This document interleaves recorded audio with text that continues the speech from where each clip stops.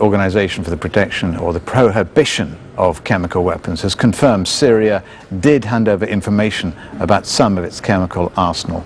The move is a first step in a US-Russian brokered deal to remove the weapons from the conflict. The plan has helped prevent US-led military action after a chemical attack last month that killed hundreds of people, or alleged chemical attack. The White House blames President Bashar al-Assad's regime for that attack. UN inspectors collected samples from the site of the chemical weapons attack in Damascus last month and concluded the nerve agent sarin had been used.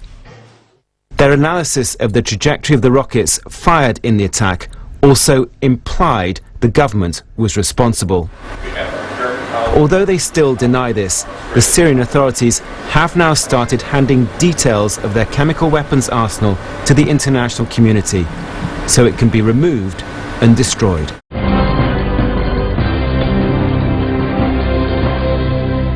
The Syrians sent an initial declaration to the OPCW, the Organization for the Prohibition of Chemical Weapons. Officials there say experts are reviewing the information.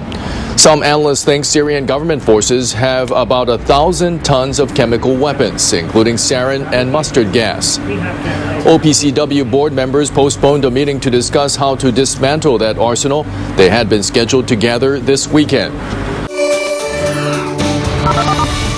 The details of the initial disclosure have not been made public, but the spokesman for the Organization for the Prohibition of Chemical Weapons has said that they do expect the Syrian government to put forward more information over the next few days. This is happening on an unprecedented timeline. Countries normally have 60 days to disclose their chemical weapons stockpiles. In Syria's case, just a week.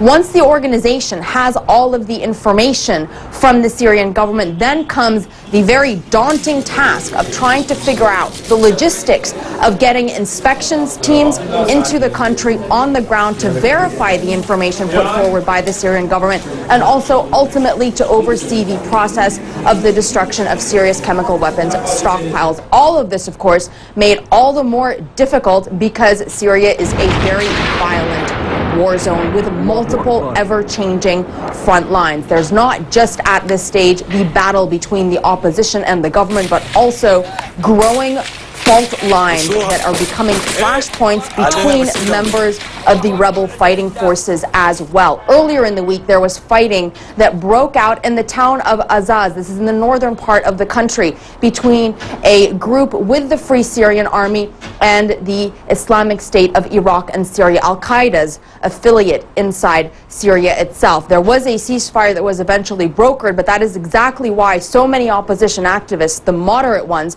that we've been talking to, are saying that they are fighting multiple battles, that they have two enemies, the Syrian government and these extremist jihadi fighting groups.